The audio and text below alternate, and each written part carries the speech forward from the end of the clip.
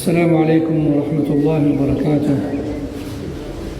بسم الله الرحمن الرحيم. الحمد لله رب العالمين، نحمده ونستعينه ونستغفره ونعوذ بالله من شرور أنفسنا ومن سيئات أعمالنا.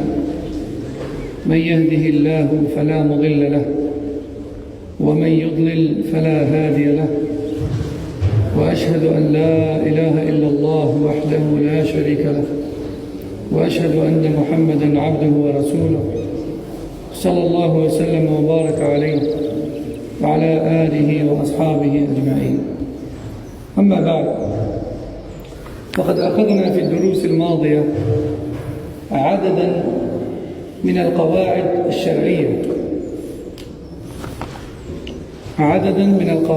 الشرعية المهمة. وتلكم القواعد التي ذكرها المؤلف قاعدة أن الأمر بالمعروف والنهي عن المنكر واجب كفائي، وأنه يتطلب من الناصح والآمر والناهي العلم والرفق والإخلاص والحكمة والحلم والرفق والصبر. وأخذنا أيضا من القواعد أن العبادات مبناها على التوقيف، فلا بد أن ترتكز على دليل شرعي صحيح من كتاب أو سنة. وأخذنا أن دين الإسلام مداره على العلم النافع والعمل الصالح، وأنه لا دين صحيح إلا بهذين الأمرين، ولا صلاح للأمة إلا بهذين الأمرين، العلم النافع والعمل الصالح. وأخذنا أيضا قاعدة أن درء المفاسد مقدم على جلب المصالح. وأخذنا أن الأحكام لا تتم إلا بأمرين، وهما وجود الشروط وانتفاء الموانع، وأن الحكم على المرء سواء كان ذلك من قبيل التكفير أو التبديع أو التفسير عند أهل السنة والجماعة التفصيل. طريقة أهل السنة والجماعة في الحكم على الشيء أو على الشخص التفصيل، فليس كل من ارتكب مكفرا كافر، وليس كل من ارتكب بدعة أو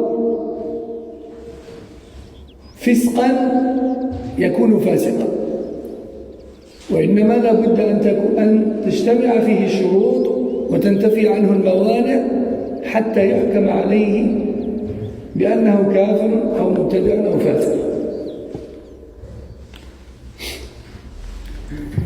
وبعد هذه القواعد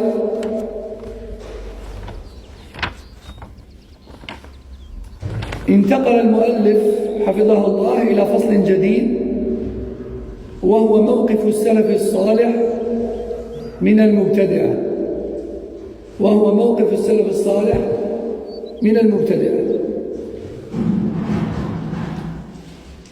أولا، من هم السلف الصالح؟ السلف الصالح هم أولا وقبل كل شيء أهل القرون المفضلة، أهل القرون الثلاثة الأولى التي قال فيها عليه الصلاة والسلام: خير الناس قرني، ثم الذين يلونهم، ثم الذين يلونهم. يعني هو وأصحابه عليه الصلاة والسلام رضي الله عنه، ثم خير من اتبعهم علما وعملا من الصحابة من التابعين، ثم خير من اتبعهم علما وعملا من أتباع التابعين. هؤلاء هم السلف الصالح. ثم كل من تبع مذهبه عقيدة وعلما وعملا في جميع القرون التي تبعته. فكل من سلفنا وهو على طريقة النبي صلى الله عليه وسلم عقيدة وعلما وعملا فهو من السلف الصالح، لكن لب السلف الصالح ومن هم على رأس السلف الصالح هو رسول الله صلى الله عليه وسلم وأصحابه، ثم الذين تلوهم، ثم الذين تلوهم كما قال عليه الصلاة والسلام. ثم البدعة، ما هي البدعة؟ البدعة طبعا أنواع، وتعريف البدعة اصطلاحا بشكل ميسر: البدعة هي الطريقة المخترعة في الدين. البدعة هي الطريقة المخترعة في الدين تضاهي الشرعية يقصد بها التعبد لله عز وجل. بلفظ آخر، البدعة في الدين هي كل عبادة سواء كانت قولية أو اعتقادية أو فعلية لم يأتي بها النبي صلى الله عليه وسلم، وبالتالي لم يعمل بها أصحابه والسلف الصالح، فليست مما أوحاه الله، فليست من الدين. هذه البدعة المقصودة هنا، البدعة الدينية، وليست البدعة الدنيوية. البدعة الدنيوية لا بأس بها، المشكلة هي البدعة في الدين. فسلفنا الصالح رحمهم الله كان لهم موقف من المبتدعة، من أهل البدع. والمبتدعة المقصودون هنا هم الذين أحدثوا في الدين بدع تخالف أصول الدين، أو تبنوها ووالوا عليها وعادوا عليها. فليست كل بدعة مقصودة هنا، وإنما هي البدع في أصول الدين، البدع التي بها يخالف أصل من أصول أهل السنة والجماعة، كقول الإنسان أو كمخالفة الإنسان للسلف الصالح في كون الله عز وجل عال فوق خلقه مستو على عرشه، يقول لا، الله في كل مكان. هذا خالف أصل من أصول أهل السنة. كيف الصحابة والتابعون والتابعون مجمعون على هذا ثم يجي هو ويخالفهم؟ هذه بدعة اعتقادية في العقيدة خالف بها السلف الصالح، خالف أصلا من أصولهم، هم مجمعون عليه فهو أصل من أصول أهل السنة، هو خالف هذا الأصل بهذه البدعة الاعتقادية، فخرج من دائرة أهل السنة والجماعة إلى دائرة أهل البدع. أو يأتي مثلا ببدعة أخرى، يقول الحاكم إذا كان ظالما يخرج عليه وإن سفكت الدماء وإن زعزع الأمن، مع أن الصحابة والتابعون وأتباع التابعين كلهم مجمعون على ما علمهم رسول الله صلى الله عليه وسلم، وهو السمع والطاعة لولي الأمر، وإن ضرب ظهرك وأخذ مالك كما قال عليه الصلاة والسلام. لماذا؟ لأنه وإن كانت هناك مصلحة في الخروج عليه وهي النهي عن المنكر، إلا أن هناك مفسدة أعظم وهي سفك الدماء الأبرياء وزعزعة الأمن وشرور كثيرة تنتشر تفوق الشر الذي كان موجود. وهو القاعدة كما ذكرنا أن درء المفسدة مقدم على جلب المصلحة. هذا أصل من أصول أهل السنة والجماعة، ولي الأمر لا يخرج عليه، وإنما يسمع ويطاع وينصح له ويدعى له. يأتي واحد يقول لا، لابد من النهي عن منكر، نخرج عليه، نرفع السلاح، نطعن فيه، نخطب فيه إلى آخره.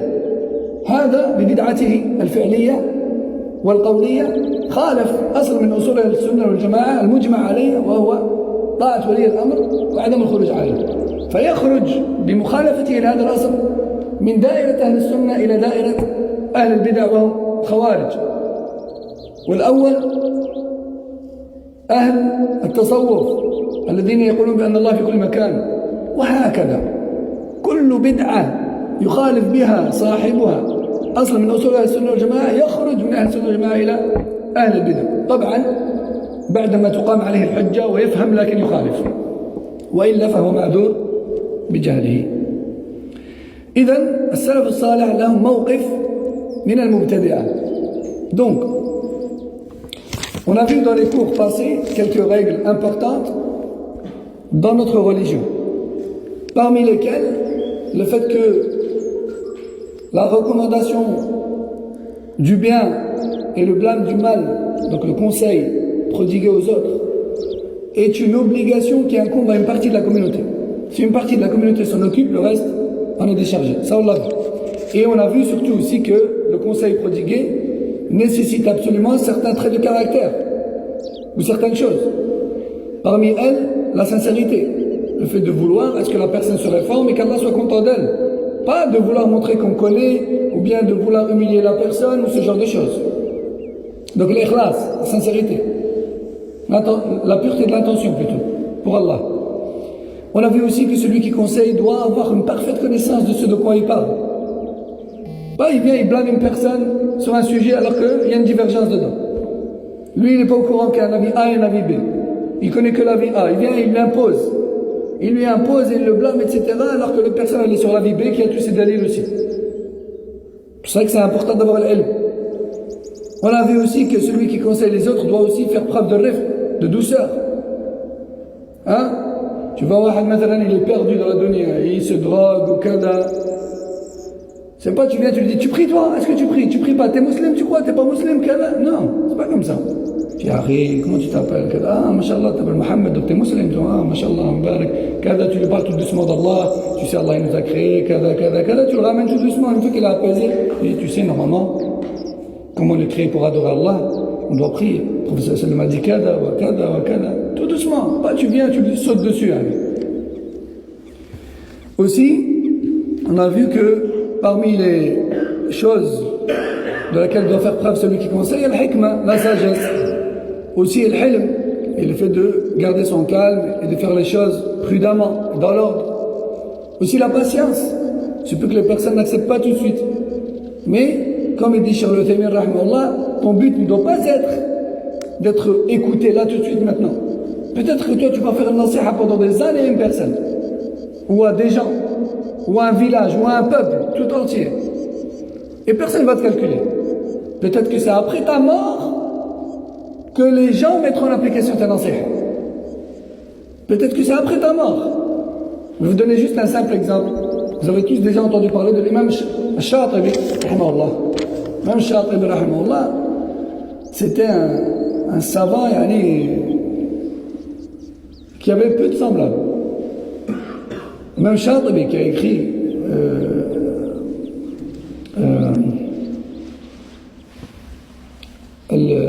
l'I'tisam, son livre dans l'importance de l'attachement à la sunna. Ce savant-là, il marchait dans les rues et il conseillait les gens. Et les gens le prenaient pour un fou. Les gens ne l'écoutaient pas, ils le prenaient pour un fou. Shatibi il était réputé dans la ville comme étant le fou de la ville. Mais regardez aujourd'hui, quand on dit l'imam Shatibi, ceux qui connaissent un peu les noms des ulama, les noms des livres, quand on lui dit l'imam Shatibi, Allahu Akbar, mashallah, rahimahullah. C'est un grand savant, très grand savant, il a écrit des livres, mashallah. C'est un grand savant de la sunna, l'imam Shatibi. Mais à son époque, dans sa ville, dans sa terre, il ne t'a pas écouté. Ou très peu du moins. Donc, ton but ne doit pas être d'être écouté là tout de suite maintenant. Mais toi, tu fais un nasiha, tu es patient. Tu fais un nasiha pour Allah. Donc ça c'était la première règle qu'on avait vue. La deuxième, on a vu qu'il n'y a de religion et il n'y a de réforme possible que par la science correcte et la mise en application. S'il n'y a pas de science correcte et pas de mise en application, il n'y a pas de din en fait. Même si on prétend dans la religion et tout ça, mais si tu n'apprends pas ce que Allah veut vraiment de toi et que tu ne l'appliques pas, il n'y a pas de din. La prétention ne sert à rien, la prétention elle n'apporte rien. Ensuite, on a vu que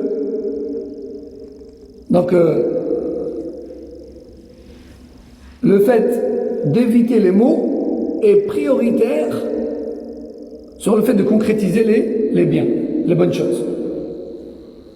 C'est-à-dire que si ton intervention dans une chose va susciter plus de bien que de mal, alors fais-le. Mais si tu sais que tu vas faire plus de dégâts que de bien, abstiens-toi. Même si ce que tu voulais dire, c'est bien. Car c'est ce que les prophètes faisaient et à leur tête, Mohammed.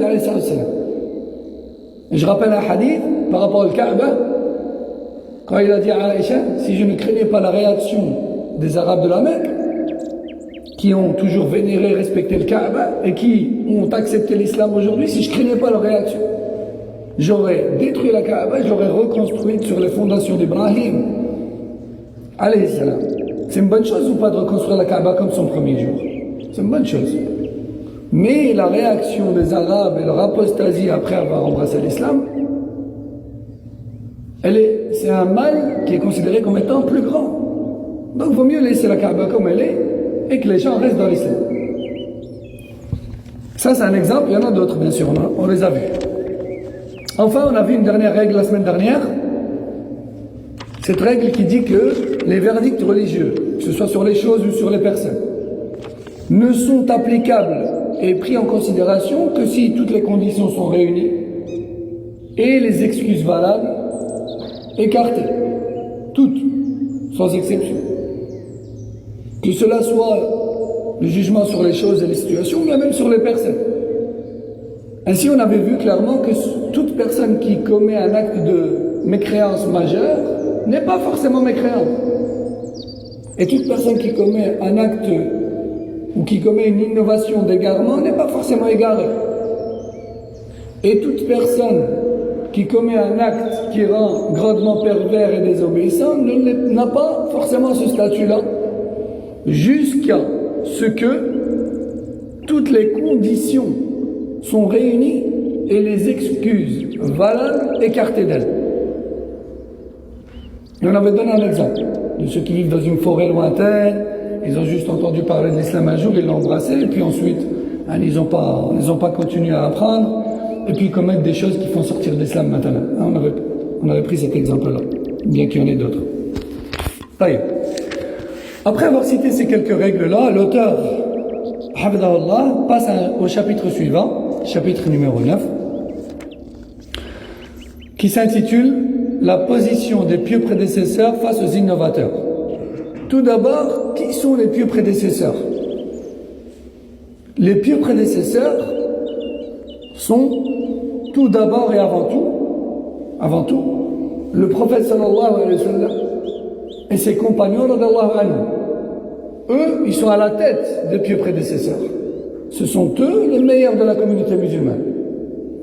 Ensuite, après eux, viennent leurs élèves, c'est-à-dire tabi'in, la génération suivante, parmi les meilleurs de ceux qui ont appris d'eux la croyance et la pratique. Puis vient la génération suivante qui sont les élèves de leurs élèves, donc atba' tabi'in, c'est-à-dire les meilleurs qui ont appris auprès de tabi'in la croyance et la mise en pratique de la religion. Ça, c'est, disons, les meilleurs des pieux prédécesseurs. Ensuite viennent après eux tous ceux qui ont suivi à la trace leurs croyances et leurs pratiques. Ainsi, tous ceux qui nous ont précédés, qu'on ait un lien de famille avec eux ou non, qu'on les connaisse ou non, et qui étaient exactement sur la croyance et la pratique du prophète sallallahu alayhi wa sallam et ses compagnons, sont considérés comme des pieux parmi les prédécesseurs. Mais le noyau et les meilleurs des pieux prédécesseurs, et ceux à qui on pense en premier lieu dès qu'on dit salaf salih, ce sont les 3 premières générations, concernant lesquelles le prophète sallallahu alayhi wa sallam a dit: les meilleurs des gens sont ceux de ma génération, puis les 2 suivantes. Ensuite, al-bid'ah. Qu'est-ce que l'innovation?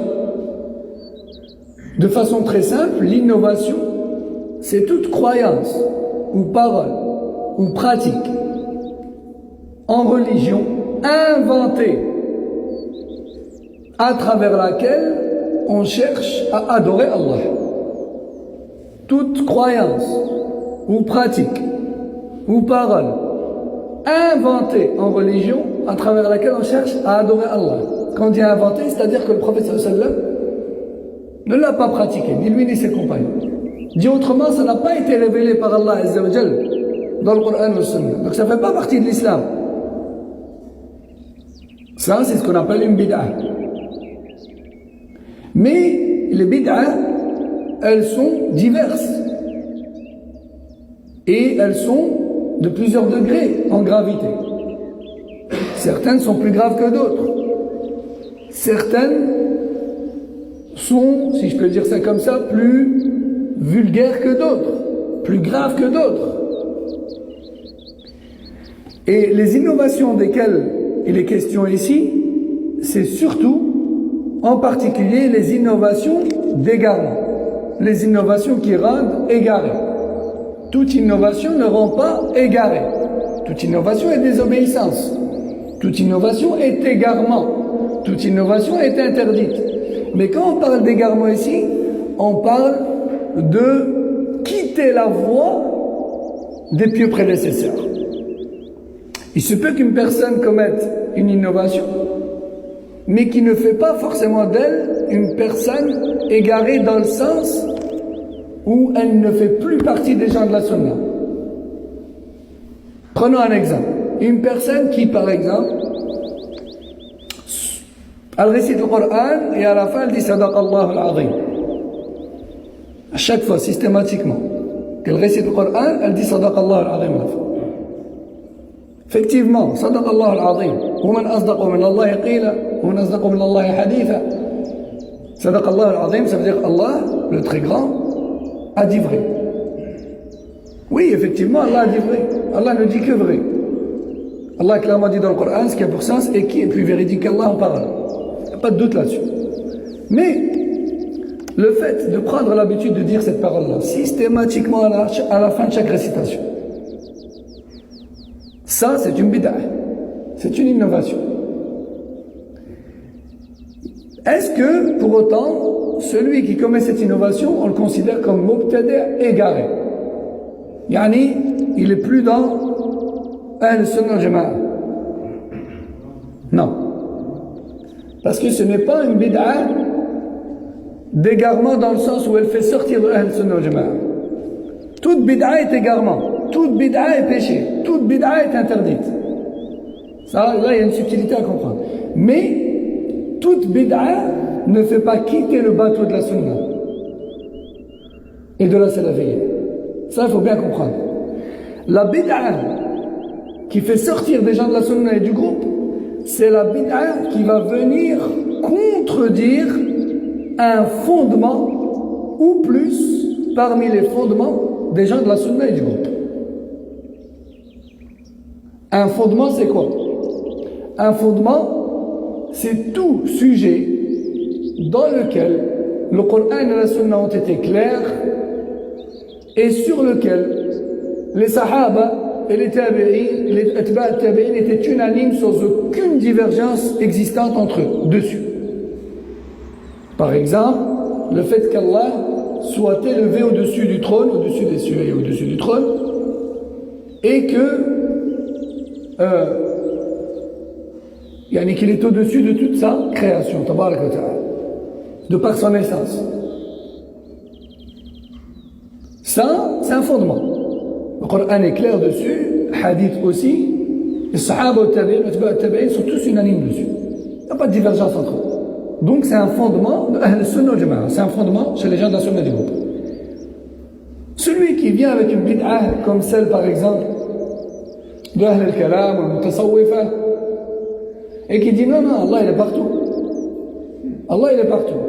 D'accord? Mais tu dis, oh, mais Allah Azza wa Jalla il a dit أأمنتم من في السماء الرحمن على العرش استوى. Vous sentez-vous en sécurité face à celui qui se trouve au-dessus des cieux? Le miséricordieux s'est élevé au-dessus du trône. Le prophète sallallahu alayhi wa sallam approuve la servante lorsqu'il lui dit Ayn Allah fi sama. Et après il dit quoi? Il dit A'tiqha fa innaha mu'mina. Lorsque la servante dit Allah est au-dessus des cieux, le prophète sallallahu alayhi wa sallam l'approuve et il dit Abu Mas'ud, affranchis-la, elle est croyante. Et beaucoup d'autres textes encore. Donc ça, c'est un fondement. Et puis on a des gens de bid'a qui viennent et disent non, non, Allah il est partout. Et ils contredisent ce fondement. Cette bid'a-là dans la croyance, elle a contredit un fondement. Et la contradiction d'un fondement, c'est la plus grave des choses qu'il puisse avoir. Et de cette manière-là, la personne, théoriquement, je dis bien théoriquement, elle a quitté les gens de la sunna vers les gens de la bid'a. En l'occurrence ici, laquelle des sectes? Celle de Ahl Wahdat al-Wujud. Parmi eux, as-Soufiyya, ceux qui croient qu'Allah ne fait avec la matière, donc avec la création, hein, mais dans leur vocabulaire ils disent la matière. Il ne fait avec la matière que un. Donc, en contredisant ce fondement avec cette bid'a-là, il est sorti des gens de la sunna vers les gens de la bid'a. Quels gens de la bid'a? Ceux qui croient qu'Allah est partout. Un autre fondement, par exemple, le fait d'avoir la conviction que la révolte contre les gouverneurs musulmans est interdite en islam et l'obligation de les respecter, même s'ils sont injustes envers leur peuple, en public, au regard des gens et à l'écoute des gens, respecte-les. N'appelle pas à la haine, n'appelle pas à la révolte, invoque pour eux, conseille-les. Mais ça ne sert à rien de les critiquer. Non seulement ça a été interdit par le prophète sallallahu, mais en plus de ça, ça n'apporte aucun bien. Plutôt, ça n'apporte que du mal. Et ça fait référence à la règle qu'on a vue dans le chapitre précédent, à savoir que lorsque, en agissant, un mal plus grand que le bien en découle, l'agissement est interdit.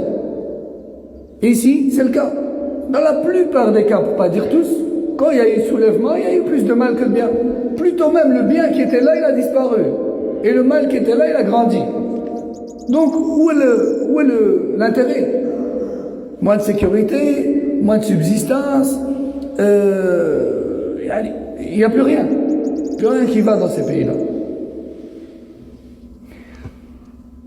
On a des gens de bid'a qui vont venir, qui vont dire non. Quand un gouverneur n'est pas juste, il faut se soulever contre lui, il faut le critiquer, il faut dire la vérité, il faut prendre les armes, il faut kada. Quand tu lui dis le prophète sallallahu interdit, il te dit non, il l'a interdit contre le gouverneur juste. Mais le prophète sallallahu m'a dit, même s'il frappe ton dos, il prend tes biens. Parce qu'il est juste celui-là. Hein? Et quand le sahaba il a dit à Rasulullah, mais s'ils sont injustes envers nous, ils ne nous donnent pas notre droit. Qu'est-ce qu'il a dit alayhi salam? Il a dit, donne-lui son droit.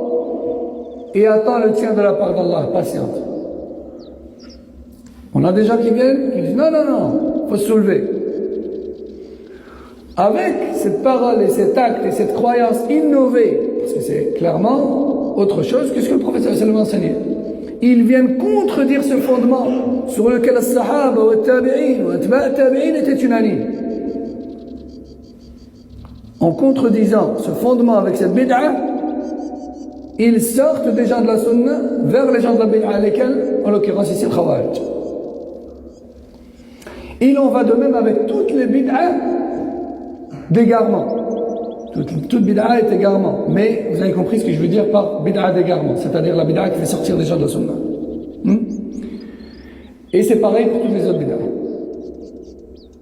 Par exemple, la reconnaissance de tous les noms et attributions dans le Coran et le sunna. Ça, c'est un fondement. C'est Ahl-Sunnah al-Jama'a. On a des gens de bid'a qui viennent qui disent non, on ne peut pas reconnaître les noms et attributs d'Allah parce que ce serait de faire ressembler aux créatures. Non, alors dans ce cas-là, il faut en changer le sens, etc. On contredit ce fondement-là et on tombe dans les sectes de bid'a, comme le Jahmiyya, le Mu'tazila, le Sha'ira, etc. Donc, c'est de cette bid'a-là qu'il s'agit ici, surtout. Je répète le titre. موقف السلف الصالح من المبتدعة. من المبتدعة. Donc, quelle est la position des plus prédécesseurs face aux innovateurs? قال المؤلف الحذر والتحذير من أهل الأهواء والبدع المخالفين للسنة. قال صلى الله عليه وسلم من أحدث في أمرنا هذا ما ليس منه فهو رد. رواه مسلم.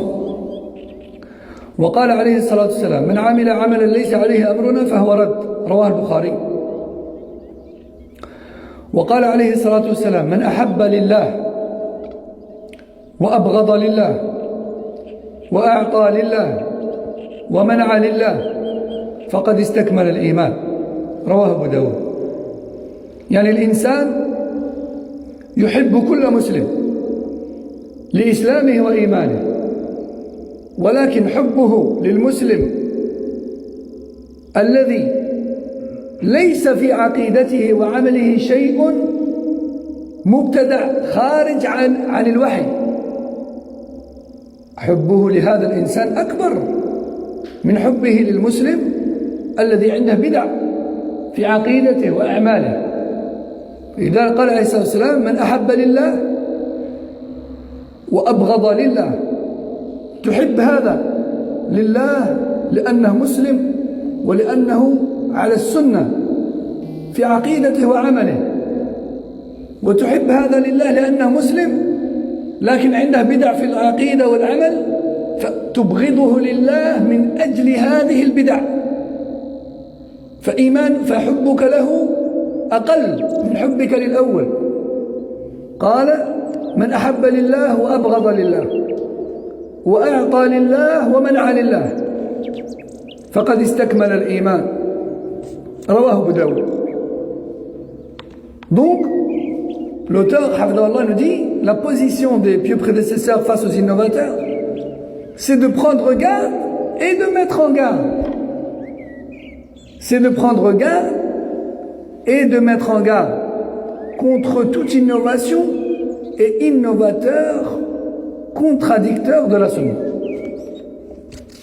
Le prophète sallallahu alayhi wa sallam a dit quiconque innove dans notre affaire qui est celle-ci, à savoir l'islam, se verra rejeter cette œuvre et refusée par Allah azza wa jalla. Rapporté par Muslim. Il dit également alayhi salatu salam, quiconque pratique une chose que je n'ai pas enseignée en islam, cela verra refusé et rejeté par Allah azza wa jalla. Rapporté par Bukhari. Il dit aussi alayhi salatu salam, quiconque aime pour la cause d'Allah et déteste pour la cause d'Allah et donne pour la cause d'Allah et prive pour la cause d'Allah, alors il a complété sa foi. Rapporté par Abu Daoud. Bien sûr, on aime tous les musulmans en Allah azza wa jalla. On aime tous les musulmans en Allah azza wa jalla. Toute personne qui est musulmane, elle est notre frère ou notre sœur en Allah azza wa jalla. Le musulman, il aime tous les musulmans pour leur foi et leur islam. Mais l'amour du musulman pour le musulman et la musulmane qui n'a en lui aucune croyance ni pratique innovée, cet amour-là, il est bien sûr plus grand que l'amour qu'il a pour les musulmans qui ont dans leur croyance et leur pratique des bid'ah, des choses qu'Allah déteste, des choses qui ont été décidées à sa place, tabarak wa ta'ala. Est-ce que c'est clair pour tout le monde? On aime tous les musulmans, mais cet amour en Allah azza wa jal va être différent d'une personne à une autre. Pourquoi? Et en fonction de quoi? En fonction de l'obéissance à Allah, que ce soit dans l'ordre des péchés ou des bid'ah. Il est tout à fait normal d'aimer plus une personne qui fait attention à n'introduire dans sa croyance et sa pratique aucune bid'ah, d'aimer plus cette personne-là qu'une personne qui ne fait pas attention, voire même qui défend les bid'ah. Donc le prophète sallallahu alayhi wa sallam dit, celui qui aime pour la cause d'Allah et qui déteste pour la cause d'Allah. Alors attention, celui qui désobéit à Allah ou qui fait des bid'ah, ça ne veut pas dire on le déteste totalement, on ne l'aime plus du tout, non. Tant que ces bid'ah-là ne le font pas sortir d'islam et qu'il est encore musulman, on l'aime encore pour sa foi et son islam. Mais notre amour vis-à-vis de lui va diminuer. Pourquoi? Parce qu'il a en lui de la désobéissance à Allah, des choses qu'Allah n'aime pas. Mais tant qu'il reste musulman, il doit obligatoirement rester dans notre cœur une part d'amour vis-à-vis de lui.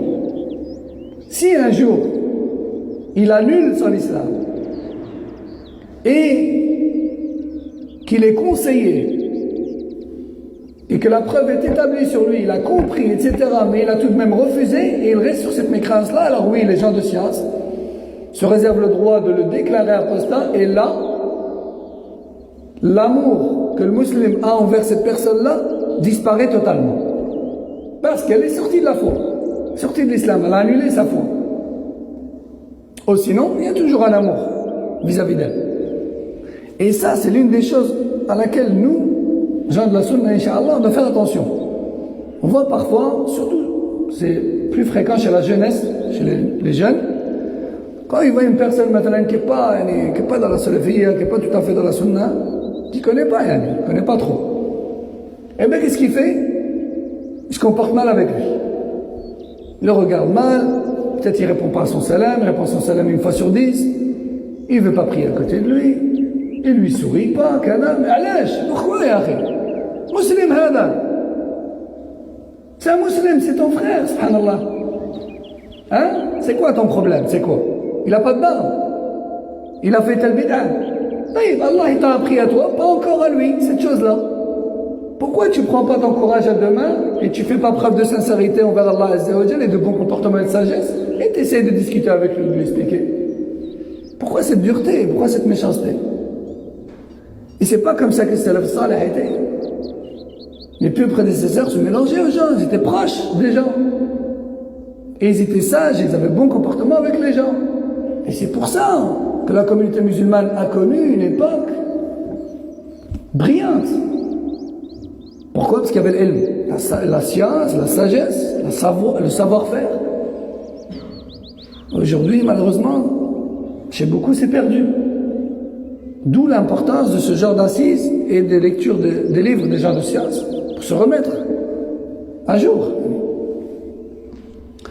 Donc le prophète sallallahu alayhi wa sallam dit dans ce hadith: quiconque aime pour la cause d'Allah et déteste pour la cause d'Allah et octroie pour la cause d'Allah et prive pour la cause d'Allah, alors il a complété sa foi.